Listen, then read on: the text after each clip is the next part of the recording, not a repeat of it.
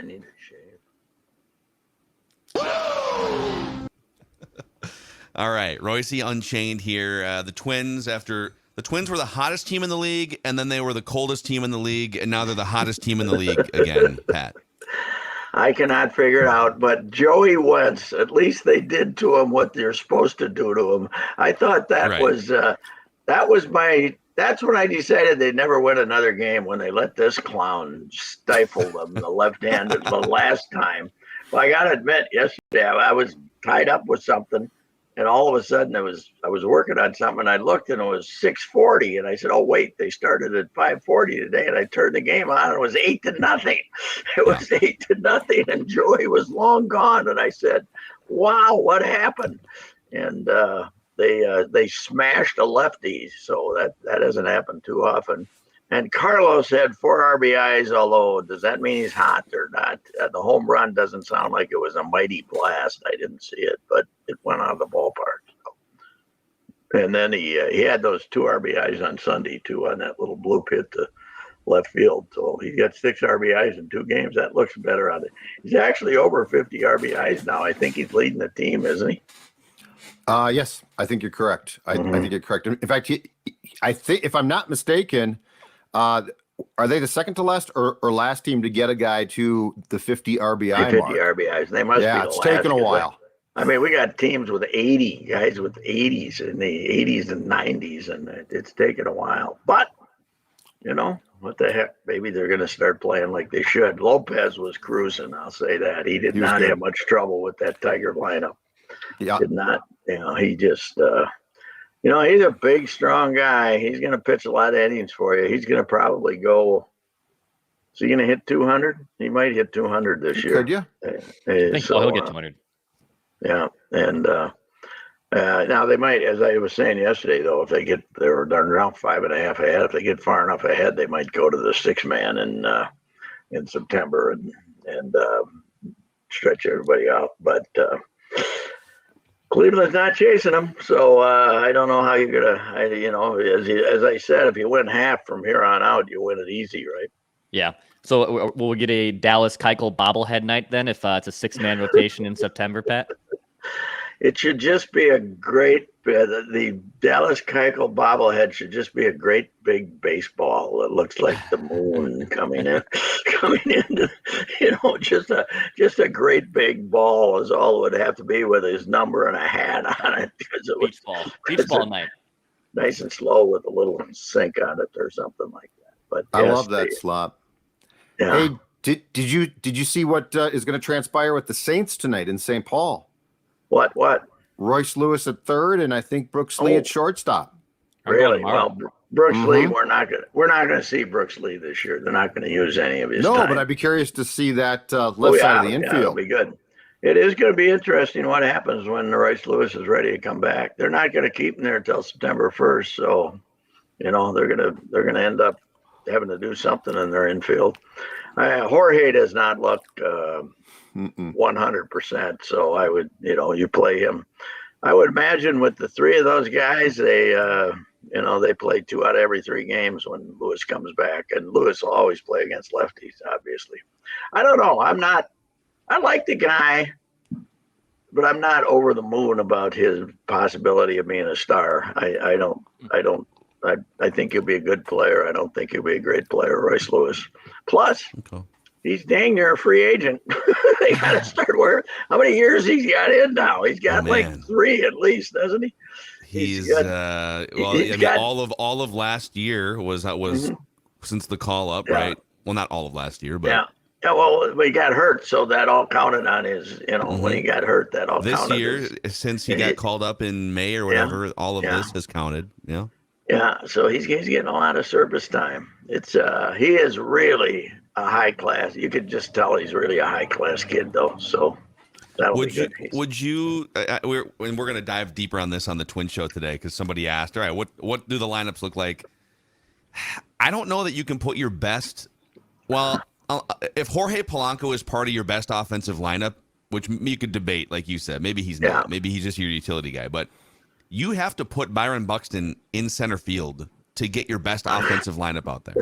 Yes, you do. Otherwise, you're sitting Lewis, or you're sitting Julian, or you're sitting Actually, with the way Buxton's hitting, maybe you have to have Michael Taylor in center field to be your best offensive lineup, and Buxton not playing.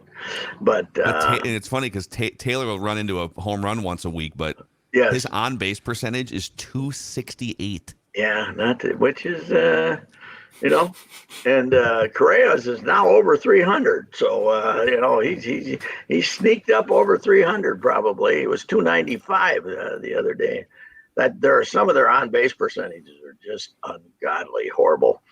I don't know. I don't think Buxton's going to play center field, but maybe they just got to say to him, "Hey, Byron, why don't we, at least come September, you play half the time out there and not play the other games, And I don't know. They got a problem. They do have a problem with him. Is there any chance he's going to come back this time hitting? Would be? I think maybe he's just in that. I think he's become Sano. The pitching's too good. I don't know what the deal is. He's going to hit a tape measure every once in a while. Do you think they've made the decision that he's never playing center field again? And they're just not saying it? I don't think they can make that decision. I think they got to give him one more off season to see if he comes. But they got to tell their they pretty much got to leave it up to him. Say, hey,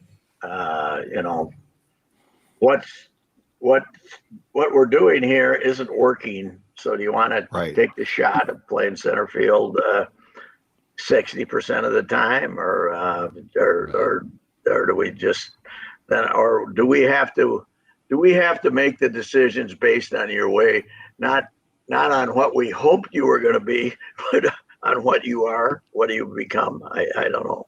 It's they could definitely use that 28-man roster that you get come September 1st all season long, so you could hide him a little more than you have. It is an interesting situation when your biggest problem is a guy who a couple of years ago was by far your best athlete. So it's a quandary that everybody wants to somehow bash the Rocco and the front office and everything for Buxton, but when he signed the $100 million contract, I was that's pretty good. They got him here. He'll be okay. I don't think anybody imagined him playing more than 110 games in a year, even when he signed, right? But you did not envision him hitting 207 and being a yoke on your neck as a designated hitter. But they got to be forthcoming on it. They got to, it's time to be forthcoming and say, okay, he's got a lousy knee and he can't play center field. And then we're going to have to function. We're going to have to function with that. And so get used to it, people. We don't know what's going to happen here. But they try to talk like there's maybe this season there'll be some miraculous recovery. It's got a bad knee that can't be fixed. So can they admit, Pat, that he's not when he comes back though an everyday DH? That's my question, because that's what you need to just admit is and I would say, look, at this point he can't even play every day. That might not be entirely true, but you've got to do something where that DH has to become at least an optional rotation. It can't be this. It's Byron's job. When he comes back, you have to say, Byron, you have to do well enough at the plate to stay in the lineup. We're not gifting you regular duty. When we'd much rather have Donovan Solano coming up to the plate than you, we're gonna in the pickups that they made, the last guy they got, this afterthought, Solano, he's been pretty good. He gets a hit. He's one of their best on base guys too. Yeah, he's on base. But anyway, they're they have to get this Byron's was the franchise and all that stuff. We talked about this a couple of days ago, that he was a great hitter for about 20 minutes. in his career, right? I mean, he's had one fairly good year, and he's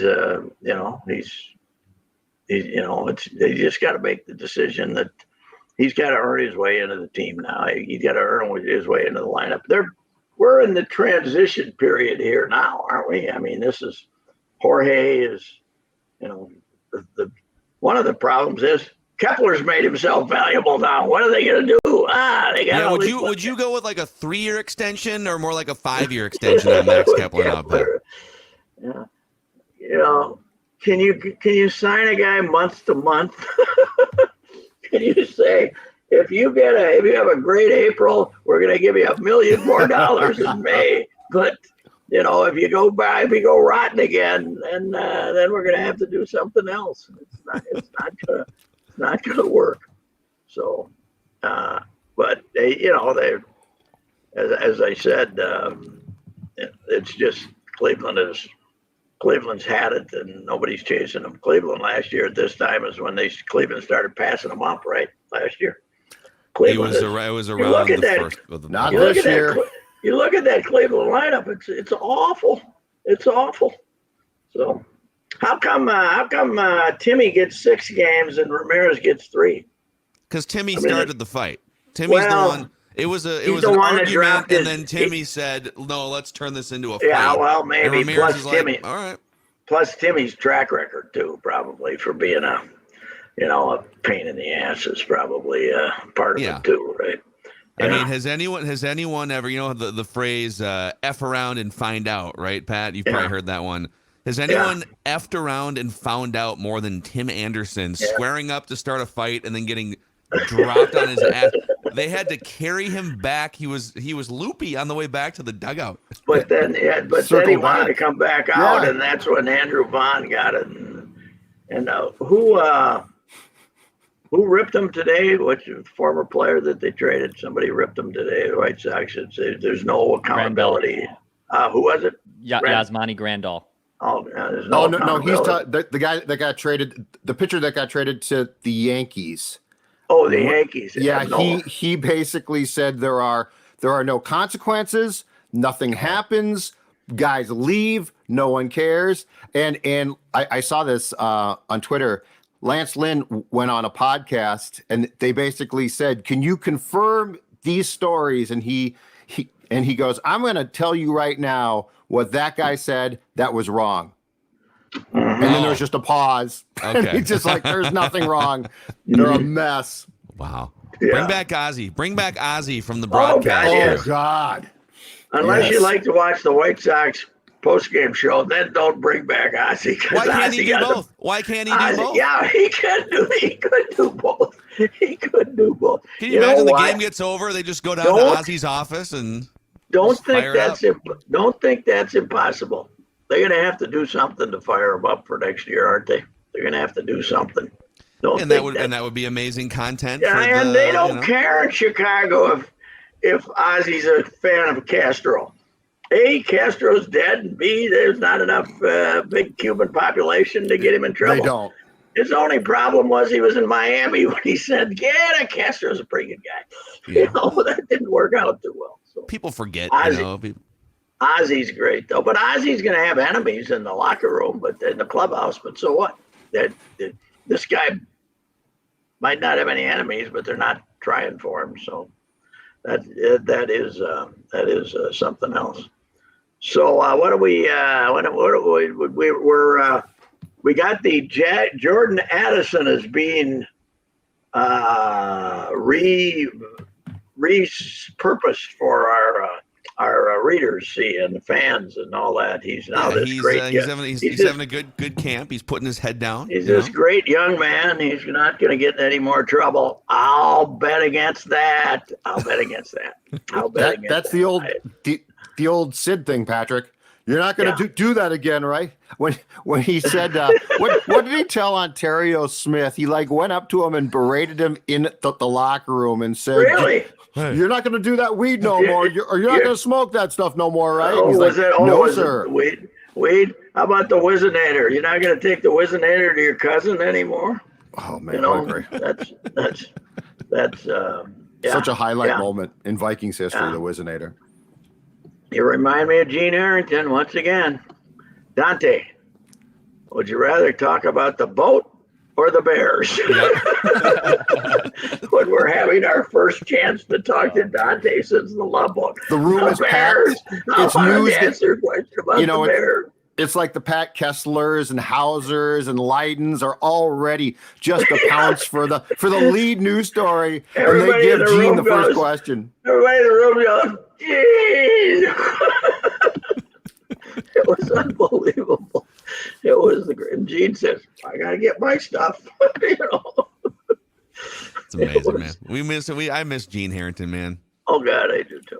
Of course, Sid, you bring up Sid, though. I was talking to Tommy Keegan who was at the New York. I did a piece on Strawberry for tomorrow. And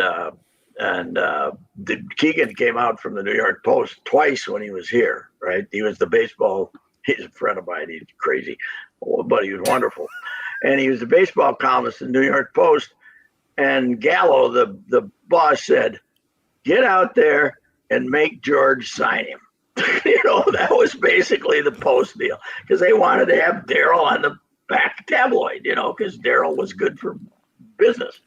And he'd get out there and make George sign him.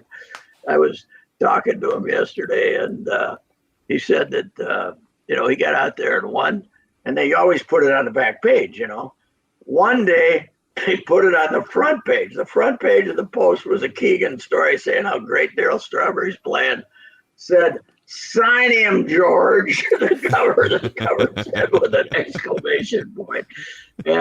But he was Keegan yesterday saying, I bet you missed that bleeper Sid, because Sid was not terribly popular with media from other towns. And I said, I do. Agitating him was so much fun. I do miss him. Damn it. But it was, I kind of did a thing on, I got Strawberry called me yesterday for about 10 minutes. I talked to him. He's now a preacher. Yeah. He's a minister. 17 years he's been, he and his third wife, Tracy, they got a ministry, and he makes 200 prayer breakfasts a year and stuff like that. Wow. He's he's been through. He's only 61. He's yeah. He's so he's only 61. But what a talent! What a talent! Yeah, one of the greats.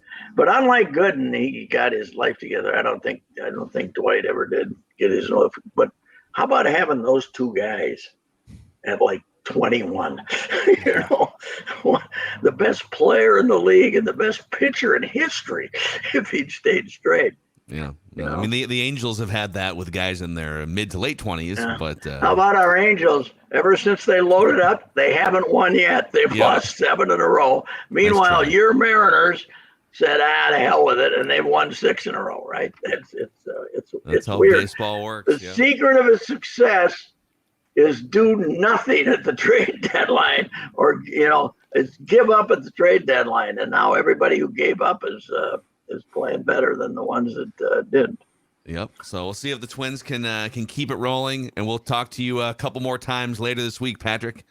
All right, gentlemen. See you later. The mower guy's here, but I was wondering when my lawn was going to get mowed, so we could be hearing in the background any moment. See you later. All right, go make sure he gets his money. All right, see you, Pat.